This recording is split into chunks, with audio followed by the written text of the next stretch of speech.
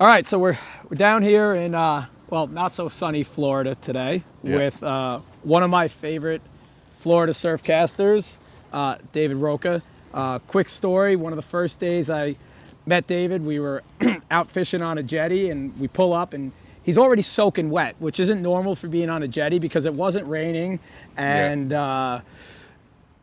You could tell something was up, and I'm like, "Yo, what's up, David?" And he's like, "You got to take a couple casts, but make sure your drag's tight, but not too tight, because I just got pulled in the water." And so I was like, "Wait, you jumped in the water?" Or no, I got pulled in the water, and I'm all geared up like we do on the Northeast, and I got my stuff, and I look, and he's bouncing around the rocks, and you got no shoes on. Nope. I'm like, that's why you get pulled in the water, but had nothing to do with the shoes. It had to do with the size of the fish you were catching. Yeah. So thanks for taking a little time out and talking to us, and let's get to know you a little bit. Yeah, thank you, Pete. Yeah, so I moved to Florida in 2013. I'm Cuban, and yeah, so we migrated in 2013, and then the fishing with the rod and reel that started later on in 2015 when I moved to West Palm. Well, so how old are you? I'm 24. You're 24. Yeah. You got a nice deep voice. You sound like a West Palm B, man. All right, so you're 24 years old, and you moved here 11 years ago. Yes, exactly. From Cuba. Yeah. Now, when you were in Cuba, did you fish? Yeah, I did. I've been fishing ever since I could hold something in my hand. All right, just to tell me, so you were using a Van Stol in Cuba? No, no, it was hand lines and ropes. Okay. Yeah. What were you fishing for there? In Cuba, by the time that I started fishing, we still had like pretty good fishing on the rivers and the beach, but we use hand lines and hooks made out of nails and stuff like that. The hooks made out of it, not BKK. No, no, all right, not BKK hooks. No. The experience I have with hand liners, I got a quick funny story. I was in Mexico, and we're chasing roosters with like 275s and stuff and everything, and we're on quads. And we didn't get any, but walking back is a local dude, right? And he's got this huge rooster fish, and it looked like a spool of mono with a little tin tied to it. Yeah. And I was watching him fish, and he would kind of do like... Yeah, and then swing it. Right? So explain to me just how you fish with a hand line. A hand line, it's the most traditional way of fishing that you can do. And it comes to fishing in simple terms. And you pretty much grab the yo-yo, because that's what it's called, and you swing it around, and you gotta have enough weight to it so that you can swing it further in, and you swing it around, and then you gotta flip your yo-yo so that it goes out just like a spool or just like a reel, so the line goes in vertical with the lure. You toss it out, and probably what that guy was doing is bringing it in really fast. Yeah. But it's exhausting. Okay. It's exhausting, but it comes down to knowing what you're doing. All right. You ever catch a fish like that? Oh yeah. That's how I started fishing here. When I started in 2015, I started with jacks, and I'm still fishing jacks, but I fish it differently. I fish it with the hand lines and with live mullet. Okay. And the reason was because I didn't know about gears. I didn't know what a big reel was or what a good reel was. Or a bad one. I couldn't distinguish it, and I couldn't afford it. I was 15. I didn't have a job or anything, but I didn't know that you could use hand line and put a stop to them. Okay.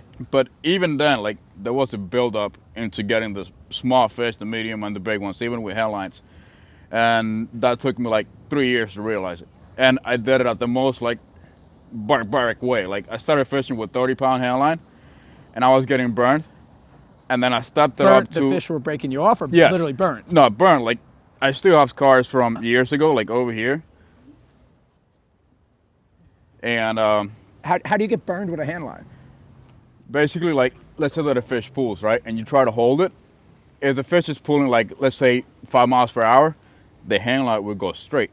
But now, if it's going faster than that and you hold on to it, it's going to create a backlash, where the hand line that you're holding over here is going to go like this. And it's going to turn around. It goes, and then when it goes at high speed and when you hook a jack, it's going to go tung, tung, tung, and then you bleed out. So it comes like, around you get like a second-degree burn. By trying to use your hand as a drag. When the line hits, yeah. Okay. So I did that fishing seawalls, and then I couldn't get, like, there's only so much that you can do to get the bigger fish, and I went all in. Okay. I went to Home Depot, I bought a rope. It was a legitimate rope, 150-pound rope, and I put a piece of 125-pound leader on it, Okay. and a big hook. I'm like, all right, y'all gonna suffer now.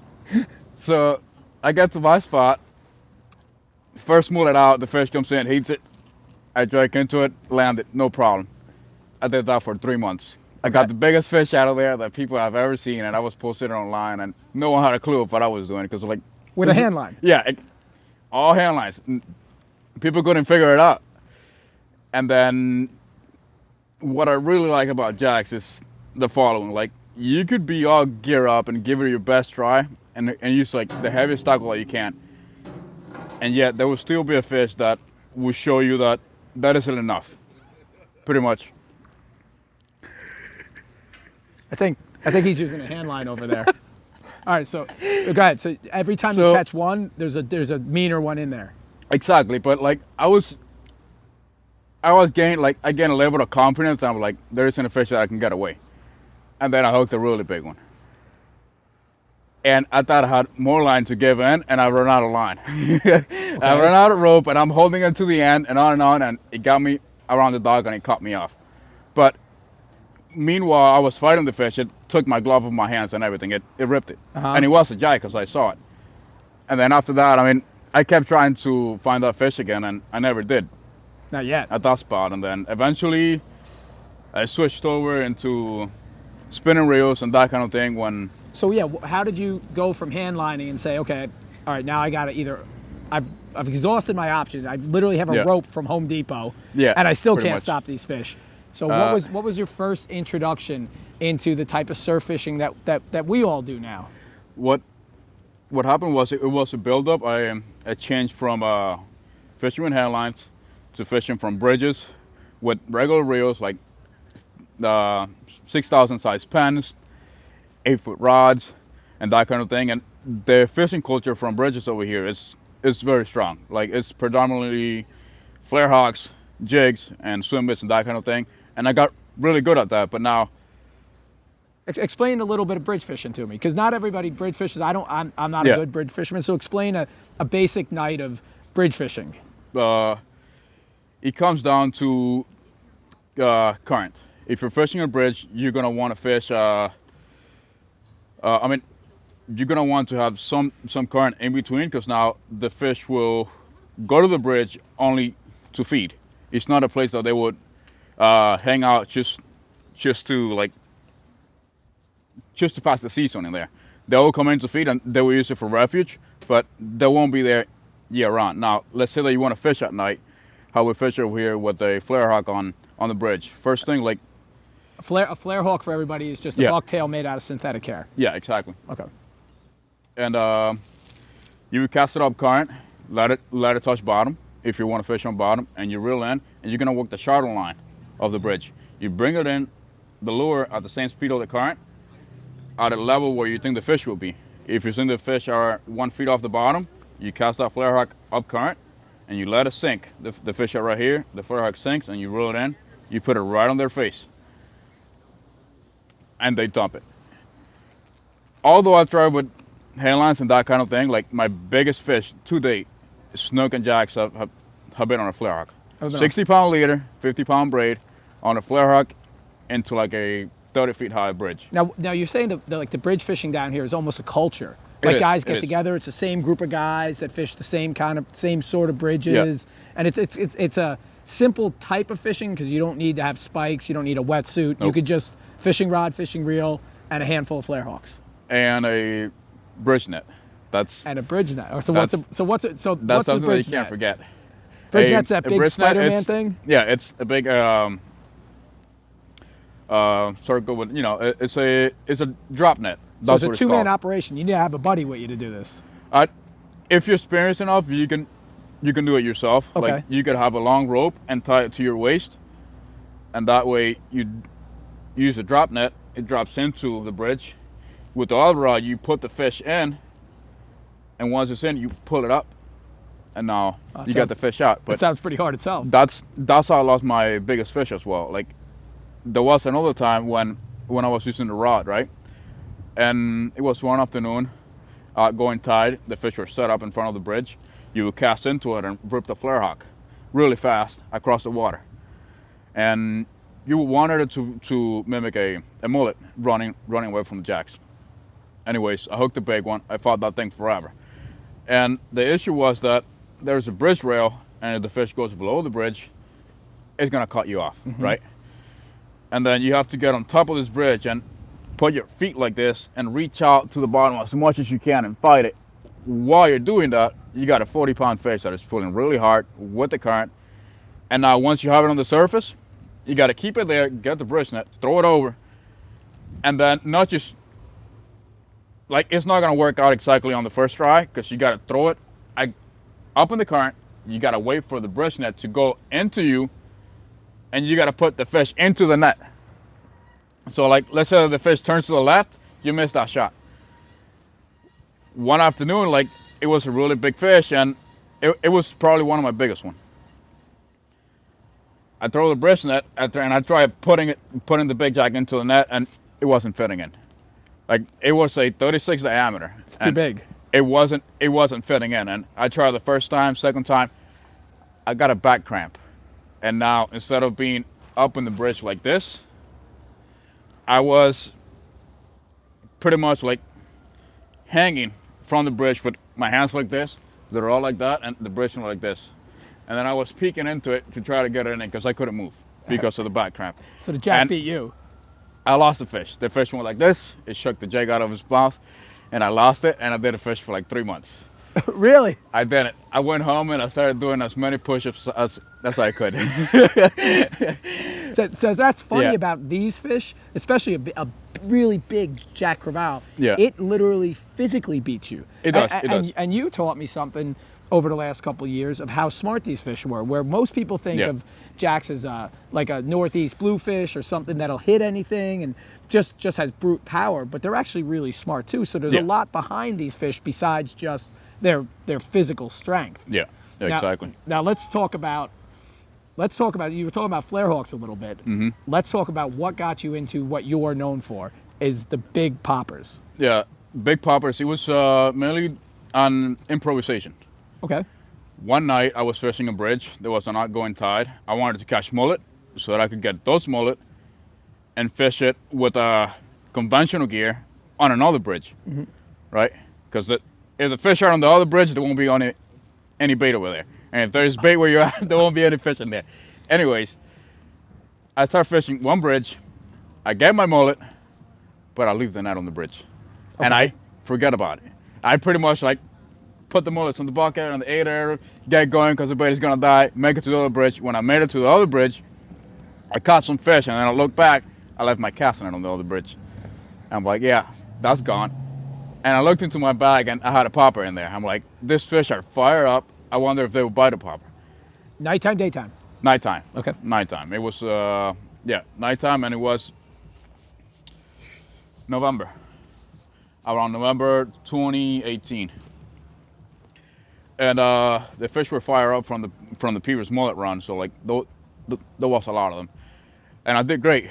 The next night, I didn't even buy a net. I just went in with poppers. Now the poppers you throw now, the big ones or no? Yes, but I didn't start there. That was like, the story was that I was fishing 6-inch poppers, right? And I was doing great. And now I invite this other friend to fish, and he couldn't find the poppers that I was using because they were sold out. And he brings this other massive looking popper, and then we meet on the parking lot. His name was Daniel, and he showed me this big Rapala popper, all silver hooks that were like 3 times bigger than what I used. He's like, bro, this was the only thing I could find. You think they will get hit?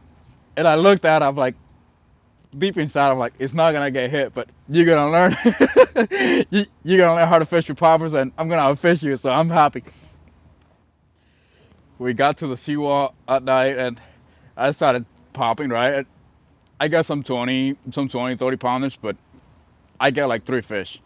He chucks that big popper out and starts chugging it. Boom, dunk. 1 fish, another fish. He nailed him.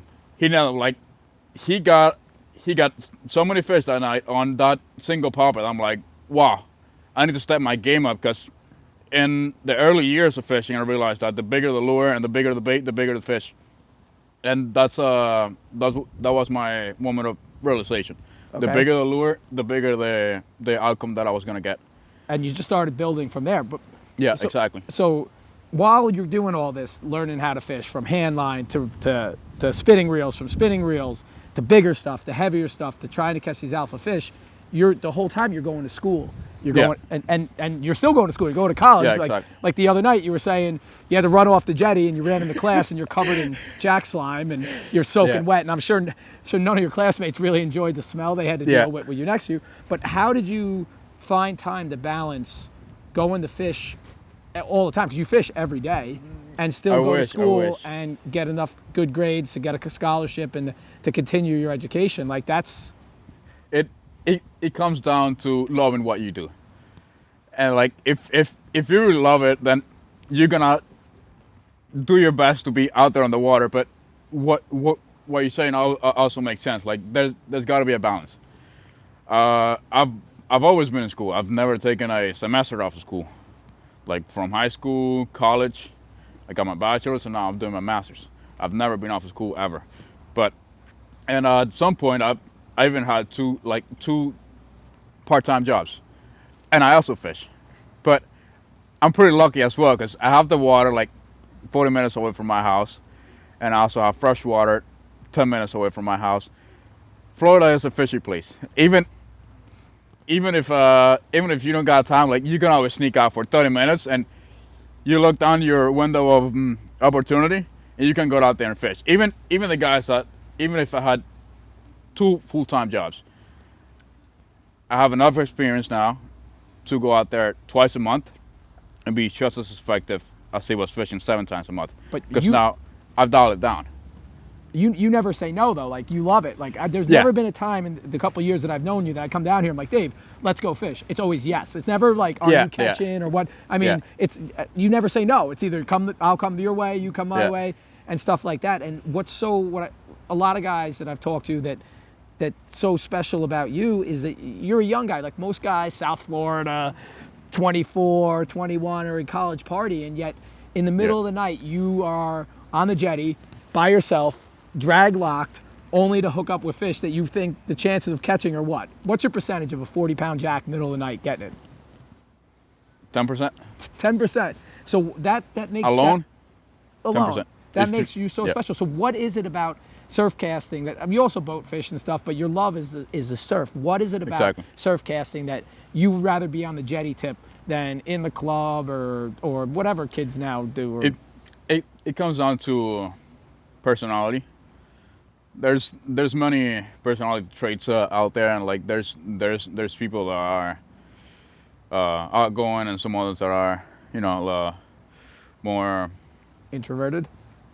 Exactly. But like there's got to be, like, either way, like you got to have a passion for it. And what I really like about fishing is that it's something that you can't fake it.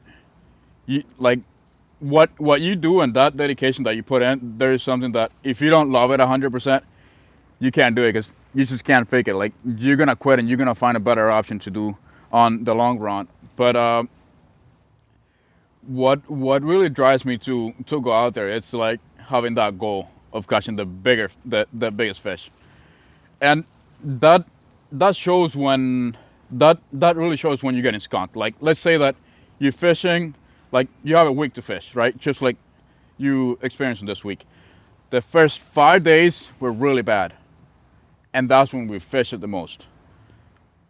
And you're thinking like, what am I missing? Like what fish am I missing? Which tide should I have fished, and what lure should I have fished, and where should I have fished? And that triggers you to go on and on and on. And to the outside world, like they think that you're addicted to it, because you're stuck in that problem and you're trying to fix a problem. Like you're trying to answer a question, like realistically. And during those times, you have to elaborate at a mastery level. And it means that even if the conditions are around 80% good, the fish will still won't show up.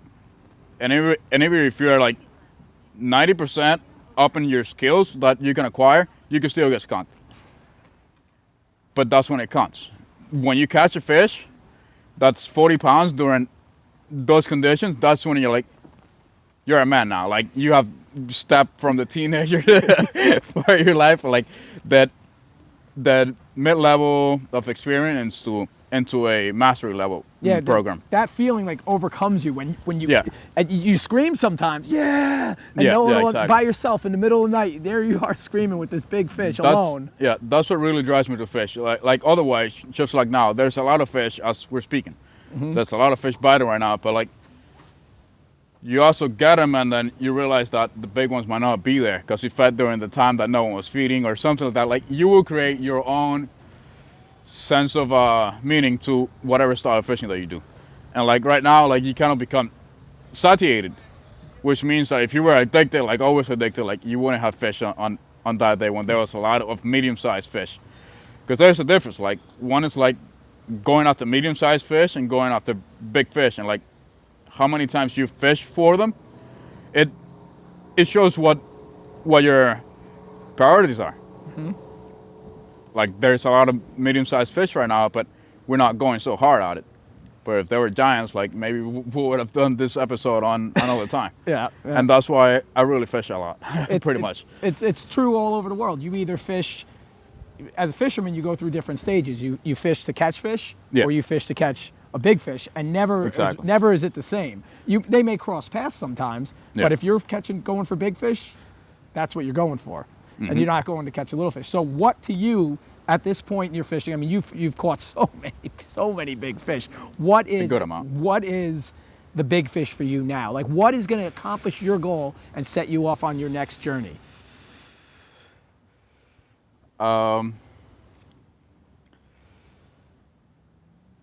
I think that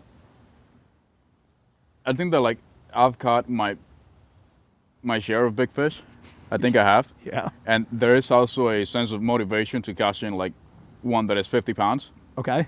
And doing it from the surf on a rough weather, when the fish is hunting, a single out fish, and you go out there and you do the math and you do the work and you catch it.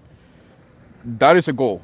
But I have many other goals where it's like, the fishing has gotten bad, but there's also all the fisheries that are great right now that are to speak. And if I want to get the max out of my time, like, I could keep trying for this dream fish over here, but I could also switch. You know, I could try another fishery, and more importantly, I could travel and experience different fish, not just one. And that's my goal now, to like try something else. And that's what got me to here now. I used to fish handline, and then I switched. I fished from a bridge, and then I switched. Now I'm here, and then the next step will probably be traveling, and then fishing like striped bass or something else, something new. But that requires a different version of me. Like, it wouldn't be a college student anymore. I will have to be like with a full-time job. I also have a family on the side, and it will be a different field for me to play in. Well, talk a little bit. From what I met you to where you are now, you've transgressed so much positively that you're a guide. You run a successful guide service. Like, you've always liked taking people fishing and helping people out, but now you're a full-time, booked all the time guide where you take people to catch these giant fish. Tell me a little bit about your guide service, because that's really cool. Surf casting guiding is probably the most difficult type of guiding you're going to do. It is, because you have a lot of things that are running against you. It pretty much, guiding comes to giving clients the best option on the table and giving them the best shot at a fish as possible. But how I started was through friendships. I started helping out my friends to catch fish. Once they got better at it, because you can take your friend out fishing many times, and even if they're biting, like, they still wouldn't get it. But once you fish for like 3 years, 2-3 years consecutively in a specific type of fishing, and you're able to help others do the same, and you see the results that you're getting as well, because it's not like, oh, I'm getting the best results. No, like, put them at your level or at a higher level. Once you do that, and you do it for free, and you build up like great relationships through it, then you're ready to take out clients, and that's pretty much what happened to me. And you're doing a great job. Does Yeah. it give you more success? Like, I've seen you out there. You love it. Does it give you a better feeling when you see one of your clients catch a huge fish? Like, Yeah. Truthfully, you called me one day last year and you're like, hey, dude, these 8-10 pound bluefish are getting smashed by these jacks. Yeah. You have to come fish with me. Yeah. And you pretty much guided me to my biggest jack ever. I never could catch one over 40 pounds in the surf. And the first day I'm with you, sure enough, it was probably the best day of fishing, jack fishing I've ever seen. Yeah. I mean, the things that happened that day were no one would believe. But you were so happy for me, just as a friend, that I was able to land that fish. You feel the same way when your clients catch fish like that? And I've seen you got some really cool clients. Like, you've got some hardcore fishermen fly down here to fish with you. I do. Remember what I told you that day, like after the fish were caught and then we were walking back, like what I told you was, thanks for trusting me. And that's how it comes, because like if you're out there on the water, you can sense when the bite would happen based on the seasons and your fishing logs. And if you had that gut feeling that it would be great, then you pretty much go and capitalize on it, and that's what happened that day. And I do feel great about it, about fishing with friends and clients. To me, like, there's hardly any difference, except that with friends you have a more level of trust, because you met them like 2-3 years ago, 5 years ago. As where a client, like, you have to be like really flexible, and you have to be able to read into the person, because most of human behavior, it's not verbally expressed, it's physical behavior. And you got to be able to read into that. And some guys, like, what I struggle sometimes is that I know that there's a bite going on, but my client is not at that level of fishing to understand it or to catch the fish, even if the fish are biting. And one side of me is like, I'm gonna go there and catch those fish, and the other side of me is like, wait, back up. You got to go to ground zero, look at your client in the face, and see what he wants as well. Because like, you could want to take him to like the level 100, but if they're starting from ground zero, like, you gotta start with them, and you gotta guide. Like, it's the word. Like, you gotta guide them to the fish. Most of the time, you're not expecting a fish as a result of a great trip. You're expecting knowledge. And they're so happy with that afterwards. You see that in their face, that they learned something, and they're great. If they catch a fish or not, the experience that they have out with you is fantastic. And honestly, dude, I'm from when I first met you, soaking wet, coming out of getting dragged in, to guiding, and to where you are in school right now, and working on your family. It's great to just watch you grow throughout this process. And thank you. You're a phenomenal fisherman. And honestly, I can't wait to see you catch that 50-pounder. I wouldn't mind if I get it first, but when you got that 50, I hope I'm there with you. And hoping to hold the scale. I've lost it about twice. I've lost a 50-pounder about twice or 3 times. And 2 of them are the times that I mentioned. Okay. Huge fish, and the thing about those fish is that they travel either in a pack of 2 or 3. Do you think that 50-pounder is going to happen? I know it can happen. Yeah. I mean, it has happened. I just haven't been strong enough, or I haven't landed it. That's what it comes to it. For example, 2 nights ago, Joe and I fished. Joe is a good friend of mine, and Daniel was also there. So us 3, and Joe just had a kid, right? And I've been fishing a lot recently.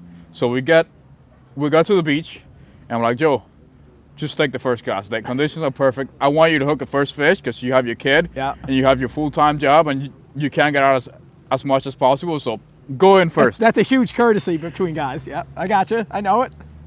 I do it. I'm like, all right, I'm gonna record the first cast. He casts, nothing happens. All right, maybe not. Then I put my phone in my pocket. He casts it again. He hooks a massive fish, massive. His drag was pretty locked, and he was going into the water almost. And I went into him, and I went like that. I grabbed him by his bell. I'm like, I got you. That fish was taking on line and on and on and on, and changing directions. Because there's 2 types of fight. One, when you hook him out there and you have so much drag, and you hook the fish goes in shark mode and it swims to you. And now the fight is pretty much closer to you. But what happened to Joe was he hooked the fish out his feet. And then all the fight was there and the fish was green and he was fighting in between structure. And I was holding on to him. And the gear is like 80-pound braid, 200-pound leader, but the fish got away. Regardless, like there was 2 guys fighting one fish, maxed out on gear, and then the fish still got away. Like it's not the 80. But just talking about that gets my heart racing. Like that's what you do it for. That's what you go out there for. And it's gonna happen. I can't wait to get the 3 o'clock in the morning phone call with a picture of like this, some thing that just looks ridiculous. And I think we got a little bit of time left before we can go hit the beach, and let's go see if we can hook a couple. You know, I think that how it would happen. Tell me, It would be turning back in time and starting exactly how I was fishing. With the hand line? Is that how you want it to happen? No, that's not how I want it, but that's how it's going to happen? That's how it's going to happen, because this one thing is like giving the fish what you want to give them, and other thing is giving the fish what they want. Well, and going to where the fish are at. Exactly. If there's a Home Depot close, we can go buy some rope today if you want to. I have one in my car. I've never left that if you want to cast out of my car. If you want to cast that some mullet, let's go see whose hands burn first. All right, dude. Hey, thanks so much for everything. And let's go catch some fish, dude. That was fun, man.